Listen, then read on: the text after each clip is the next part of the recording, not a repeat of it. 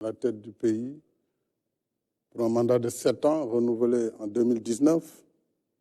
J'ai prêté serment, en effet, le 2 avril 2019, ce qui fait que le 2 avril 2024 sera le terme de mon mandat à la tête du pays et la fin de ma relation de contrat avec le peuple sénégalais en tant que président de la République. Je voudrais que ce débat soit clairement tranché.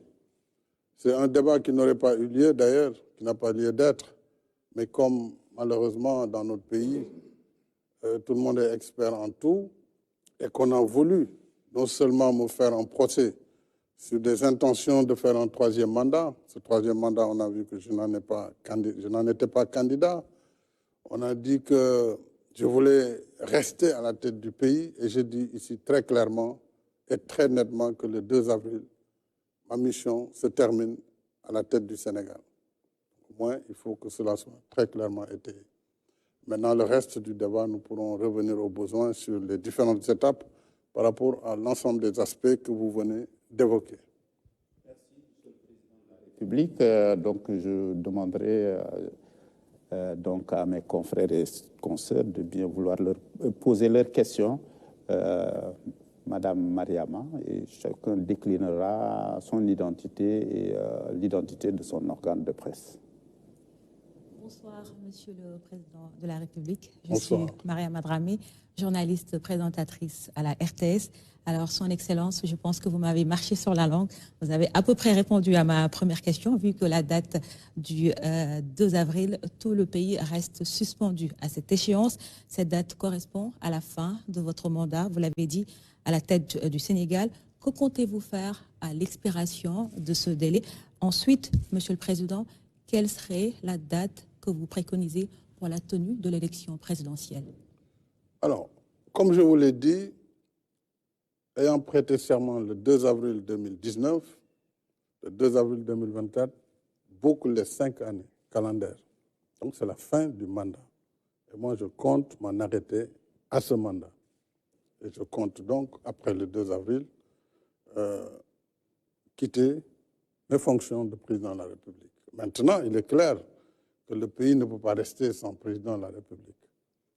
Ça, le dialogue qui vient devra certainement trancher ou proposer, si un consensus peut être obtenu sur la suite, c'est souhaitable, je le souhaite. Je souhaite que les acteurs qui doivent se réunir autour de moi pour regarder l'intérêt supérieur de la nation dans ce contexte bien particulier puissent regarder ce qui et comment nous le allons enjamber.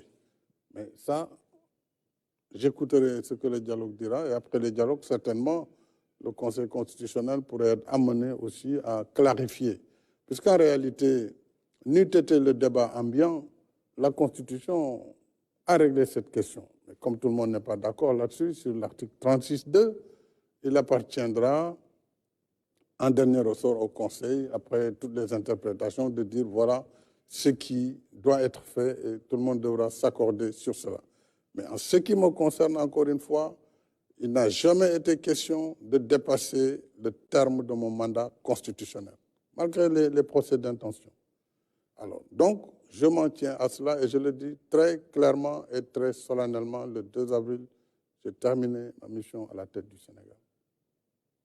La suite, on verra comment... Pour ce qui est de la date, on verra avec le dialogue, qu'est-ce que le dialogue proposera. Monsieur le Président, Alassane Samba Diop de Média. Quand est-ce que la date de l'élection présidentielle va se tenir? Est-ce qu'avant le 2 avril, il y aura une date retenue pour aller aux urnes et choisir votre successeur? Vous savez, il y a eu un problème. N'eût été ce problème, le 25, on serait allé au vote. Si on avait voté le 25, il est clair qu'avant le 2 avril, tout le processus électoral allait être terminé et donc il n'y aurait eu aucune difficulté à ce que le nouveau président élu à partir du scrutin du 25 février puisse prêter serment le 2 avril. Maintenant, nous ne sommes plus dans ce cas. Le Conseil l'a clairement dit, après avoir annulé la loi et le décret qui était pris sur la base de cette loi, Donc, le Conseil clairement a indiqué aux autorités compétentes, en premier chef le président de la République, que c'est lui qui doit prendre le décret convoquant le collège électoral et fixant le décret fixant la nouvelle date. Mais ce décret ne peut être pris avant que la concertation nationale ne se réunisse. Et j'ai convoqué cette concertation nationale le lundi. Et je pense que sur 2 jours maximum, lundi prochain, c'est le lundi 26, on devrait, entre lundi et mardi, terminer, puisqu'il n'y a pas beaucoup de sujets en réalité qui doivent être traités.